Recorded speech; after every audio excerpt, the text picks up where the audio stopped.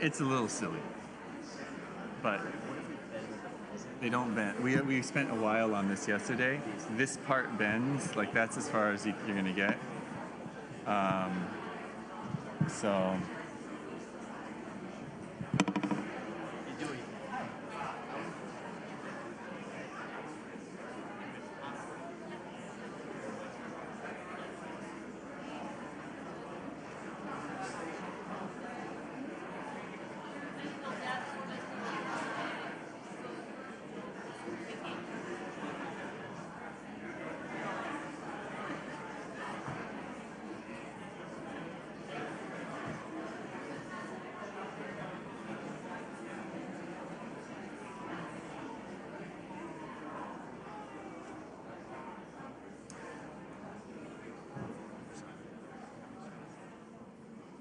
Everyone, thanks so much for being here. Before we get started, I don't know if these are on.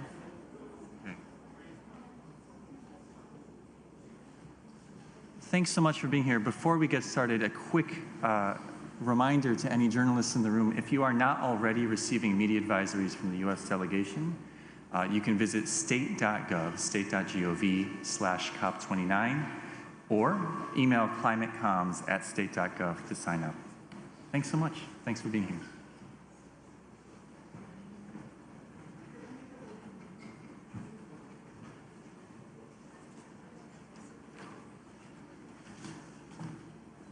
Good afternoon, everyone. And for those of you who might have wandered into the wrong room, I'm John Podesta.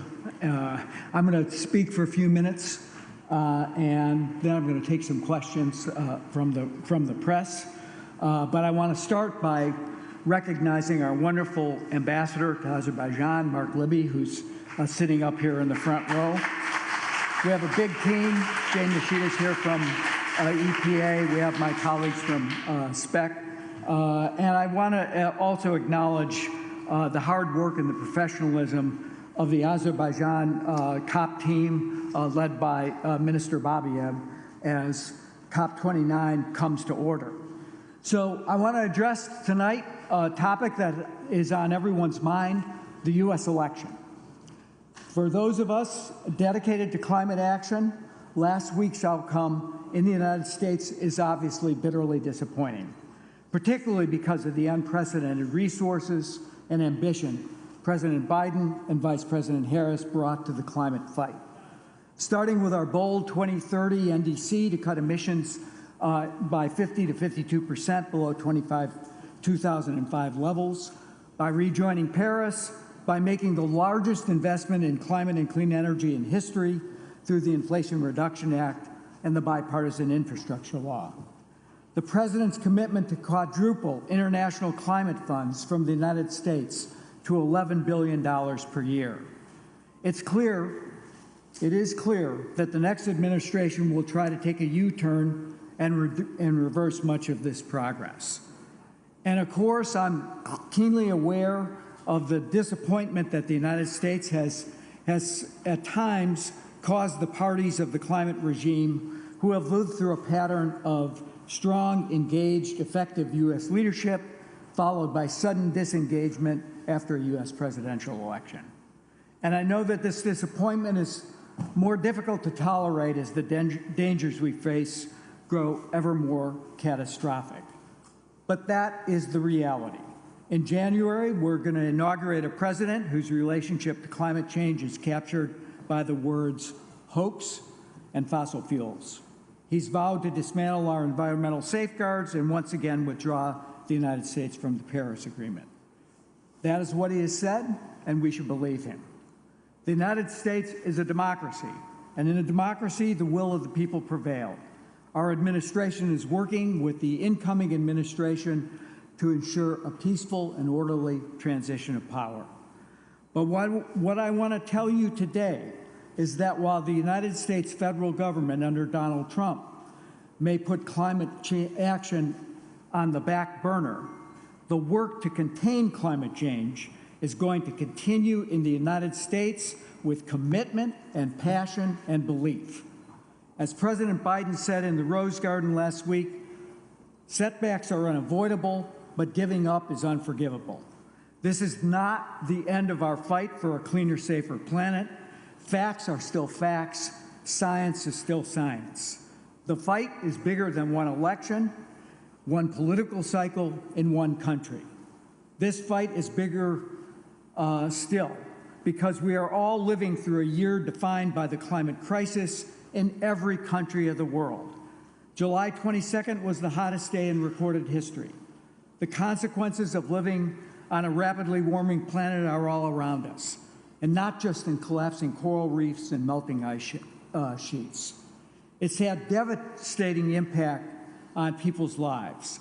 This fall, Hurricane Helene and Milton slammed into the southeastern United States, killing hundreds and cutting off power and water in communities for weeks. The worst drought in decades in southern Africa is putting 20 million children at risk of malnutrition and even starvation. Wildfires and drought are ravaging the Amazon and the Pantanal, destroying indigenous communities and burning up an area the size of Switzerland. Catastrophic floods in Spain just 2 weeks ago poured a year's worth of rain in a single day. In Asia, in September, supercharged Typhoon Yagi killed hundreds and caused $16 billion in damages from the Philippines to Myanmar.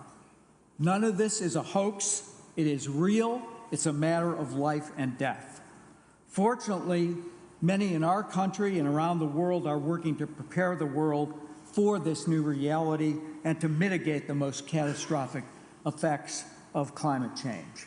From day one, President Biden and Vice President Harris built a climate team to work with partners around the world to build strong, sustainable, equitable economies. We sought to open up finance for developing economies to accelerate their own clean energy transitions. We saw a gap between clean energy supply and anticipated demand and sought to close it. And our global partners know that addressing the climate crisis also bolsters their own national security and global security while creating jobs, new industries, and new opportunities. The United States has been the world's partner in these efforts for 4 years. That remains our mission. For example, the Inflation Reduction Act is unleashing a clean energy boom in America that's boosting innovation and lowering costs for clean energy technology by as much as 25%. That helps speed deployment of clean energy, not just in the U.S., but across the globe, slashing emissions everywhere. As a result, the Rhodium Group found that for every ton of carbon pollution in America, reduced in America because of the IRA, it will drive reductions of up to 2.9 tons outside the United States. The historic investments under President Biden and Vice President Harris have crucially been government-enabled but private sector-led. In total, just since the president took office, American companies have announced more than $450 billion in new clean energy investments. Here at Cop29 and moving forward, the private sector must continue to lead, to make new and bigger investments in clean energy technologies, to continue to innovate and build a net zero economy. And we will continue to need subnational actors in the U.S. and globally to lead the way. In the wake of COP22 in Marrakesh and President Trump's decision in 2017 to pull the United States out of the Paris Agreement, the We Are Still In movement was born in the United States. It has now grown into the most expansive coalition ever assembled in support of U.S. climate action, with more than 5,000 states, businesses, local governments, tribal nations, universities, and more. And this year's COP, we expect to see representation for many of these leaders, as well as several states and cities, and a bipartisan group from the U.S. Congress. Because support for clean energy has become bipartisan in the United States. You might not know that by reading the newspapers, but it has. 57% of new clean energy jobs created since the Inflation Reduction Act passed are located in congressional districts represented by Republicans. Those jobs come from over 350 new clean energy projects, totaling $286 billion in investments. Many Republicans, especially governors, know all this activity is a good thing for their districts, states, and for their economies. Governor Henry McMaster of South Carolina, Governor Kevin Stitt in Oklahoma, for example, have welcomed clean energy investments for many years, from the EV supply chain to the solar supply chain. And earlier this year, 18 House Republicans wrote a letter to Speaker Mike Johnson urging him not to repeal the IRA's clean energy tax credits. The letter says a full repeal would create a worst-case scenario where we would have spent billions of taxpayer dollars and received next to nothing in return. It's precisely because the IRA has staying power that I'm confident that the United States will continue to reduce emissions, benefiting our own country and benefiting the world. The economics of clean energy transition have simply taken over. New power generation is going to be clean. The desire to build out next generation nuclear is still there. Farmers and ranchers are reducing emissions and raising their incomes through more efficient and biologic fertilizers, biodigesters, and feed additives. The hyperscalers are still committed to powering the future with clean energy, including safe, reliable nuclear energy. The auto companies are still investing in electrification and hybridization. All those trends are not going to be reversed. Are we facing new headwinds? Absolutely. But will we revert back to the energy system of the 1950s? No way. And we have only one administration at a time. Until late January, President Biden and Vice President Harris will still be in the White House. So we're here at Cop29 to continue to work together with our global partners and other parties. The COP is a critical opportunity to cement our progress and keep 1.5 degrees alive, to accelerate progress on reducing all greenhouse gases, and perhaps most notably, to strengthen global cooperation on adaptation and climate finance. We are here to work, and we are committed to a successful outcome at COP29. We can and will make real progress on the backs of our climate-committed states and cities, our innovators, our companies, and our citizens, especially young people who understand more than most that climate change poses an existential threat that we cannot afford to ignore. Failure or apathy is simply not an option. Today is a day across much of the world that we remember those who were willing to pay the ultimate price to build a more peaceful world.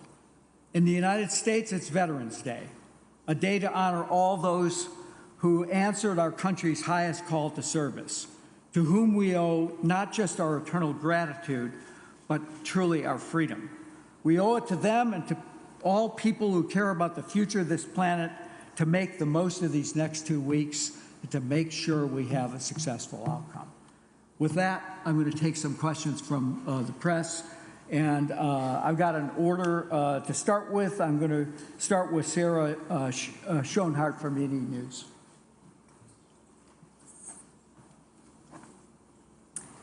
Hi, thank you so much for taking questions. Thank you for addressing us. The U.S. role is arguably diminished at COP this year because of the election. I'm curious, what do you see as the main goal for the U.S. at this COP, and how do you plan to achieve that? Look, we've been working very hard with the COP presidency and with our colleagues across the world on a range of issues. Tomorrow, we're, for example, co-hosting with China and Azerbaijan a summit on methane and other non-CO2 gases to reduce what is sometimes not as much attention paid to, but fully causes half of global warming. So we will continue to encourage people to work diligently to come up with a new funding formula through the new cumulative quantified goal. I was here at the pre-COP just a couple of weeks ago. We're continuing those discussions. It needs to be realistic, but we think we can get that done here. We're making progress on finally finishing Article 6, And we're working, I think, on important outcomes that build on the success in the Dubai Consensus, particularly in the area of energy deployment, tripling renewables. That's going to take more effort, including building out battery storage, building out grids, and the outcome document of this COP hopefully will point the world in the right direction on that. So there's still plenty of work to do. Our team is here to make sure that work gets done. Justin Rowlett from BBC. Oh, yeah, of course, the mic. Thank you, Mr. Podesta. Mr. Podesta, is there an opening for China to take leadership on the climate issue? Well, look, China is now 30% of global emissions. They're the largest emitter in the world, and they have an obligation. As you know, we've been engaged with them over a long period of time. In my case, that goes back to dialogues that I had with the senior levels of the Chinese government in advance of 2014, when President Obama and President Xi announced jointly their nationally determined commitments and gave life to, and I think helped really propel action that led to the Paris Agreement. But as the world's largest emitter, they have an obligation to take account of what occurred in Dubai, to come forward with a 1.5 aligned, all greenhouse gas, economy-wide NDC. And I'm sure they're sending a senior level delegation here. I mentioned the joint summit we're hosting tomorrow on methane. We've been engaged with them on reducing other non-CO2 gases, including industrial nitrous oxide. But it is incumbent, if we're going to keep 1.5 within reach, that they come forward with real reductions against what we believe is an economy that's really already peaked emissions. Whether it's this year, next year, or last year, they're in the mid-2020s, they're peaking. They've already hit their 2030 target for deployment of renewables, which they pledged in 2015, 6 years ahead of schedule. So I think they can be more ambitious, and I think it will send a powerful signal to the world if when they issued their NDC in next year, it is, as I said, 1.5 aligned and shows real reductions from their peak. So they have an important role to play, and I hope that they play it.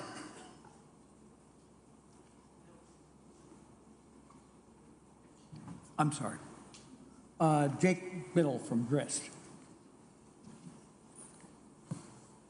Thank you, Mr. Podesta. On the new collective quantified goal, there are proposals from Canada and Switzerland to enlarge the donor base by including countries with a certain level of GNI or per capita emissions.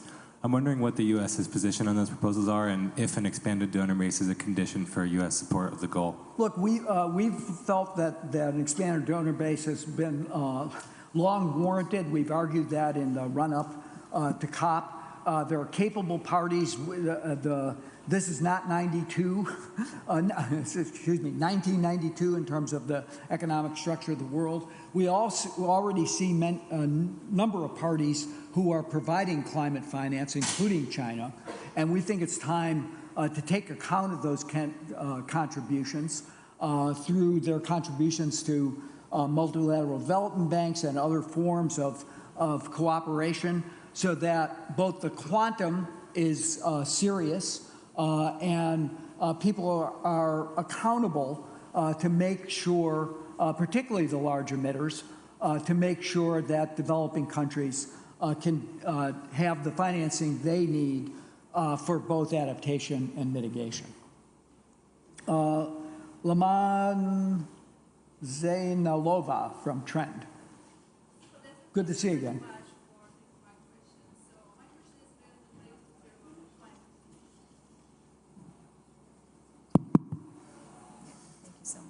My question is related to climate financing issue. So climate financing has been a real challenge to achieve.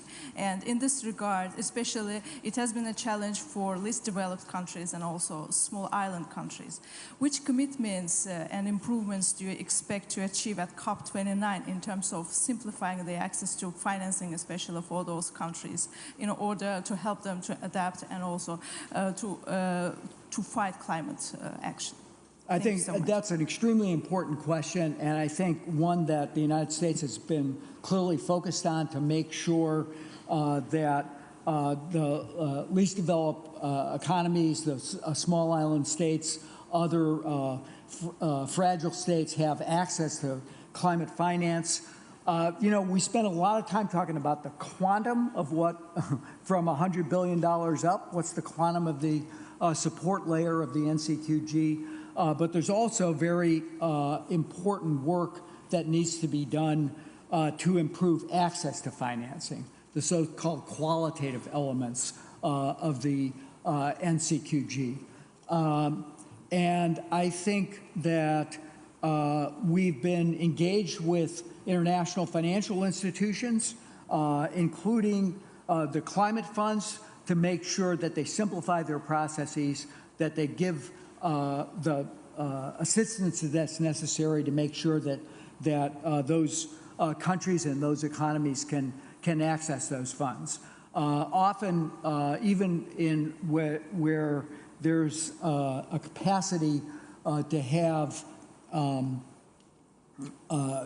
support for the process, the process itself is so encumbered that particularly smaller countries can't access it. So it's something that we think is a critical element of the negotiations, and hopefully in that, as we move to try to frame the final version of the new NCQG, equal attention will be paid on the qualitative elements so that access is for once and for all available across the globe. VJV from The Economist. Hi, thank you for your comments today. I wanted to ask, in the time you have remaining, what are the most important things that you think you can do to Trump-proof your accomplishments of the Biden administration, and going beyond administrative action as well? Do you think there's a possibility of something like permitting reform, where there is some bipartisan support? Is there any chance in the lame duck, or is that a dead duck? The Congress is just coming back into town tomorrow. I think it'll be a topic how both sides sort that out. I think there is support and bipartisan support in the Senate for moving forward with permitting reform. Whether the House decides it wants to take it up, I can't speculate standing here today. They've been gone for a while, as you know, for the election break. But I think there are a number of issues. We're fully committed to trying to award and obligate the funds that were available through the Inflation Reduction Act. We have already awarded $98 billion. That's about 88% of the money that's available in the fiscal years available to us. We're committed to moving forward and getting more of that done. We're also one of the, I wear both hats because I still sit and help drive the domestic implementation of the IRA. We have some important tax guidance that needs to be put out, particularly on the carbon, on the technology neutral production and investment tax credits for clean energy production, for clean hydrogen, and a couple of other tax credits. So we're finalizing those rules. And in the meantime, we're also trying to work, as I said, with our state and local partners. As I was walking in to the room, I saw Wade Crowfoot from the state of California, who's here representing the governor. We're working with them to make sure that we're listening to their needs about what they're trying to get done. So we still have plenty of work to do, and we have, I used to know the exact number, but it's around 72 days, I think, to get it done. So my team back in Washington is hard at work ensuring that we solidify the investments that, as I noted, are powering jobs and investment all across the country, north, south, east, west. And we think that is likely to be one of the best protections for the economic incentives that were included in the Inflation Reduction Act. But as I said, I think if you look at this from the private sector's perspective, what are they investing in? Where are they going? Power, transportation, even on the industrial side, where as a result of grants that we've been able to make under the bipartisan infrastructure law, there's a serious level of innovation going on to make green steel, to make great green cement. I don't think that's any of that is reversible. Can it be slowed down? Maybe, but the direction is clear. Companies are moving in that direction, and I think they have a lot of support from states, from cities, from other subnational actors to keep going. John, we have time for just one more question. I think it's from Valerie. Okay, Valerie. Hi. Over here. Thanks. Sure. It's okay. Thanks so much. I just wanted to ask, tomorrow there's a focus on methane. The U.S. has been a leader on global methane action, but without the U.S. at the helm and with companies kind of stepping back with some of their decarbonization goals, where's the accountability going to be? I know there's going to be satellite data coming in, but then where is the accountability for those emissions? Look, I think when we convene tomorrow, you'll see a number of new commitments are coming forward from countries to reduce, particularly methane from the oil and gas sector. We've put in place strong rules to do that, and we will fight to make sure that those rules stay in place to reduce, particularly to reduce methane from the oil and gas sector in the U.S. I think that we're also seeing a lot of interest in trying to work with the United States and with others to reduce waste methane from both landfills and from wastewater. And so I think that is a place where we can move forward together. And as I noted, I think I was in Beijing in early September, and Liu Jiamin, the special envoy for China, was in Washington in the spring.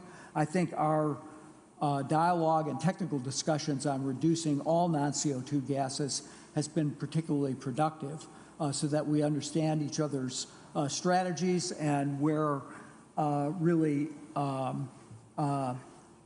emissions can be reduced at a very low cost per ton of CO2 equivalent.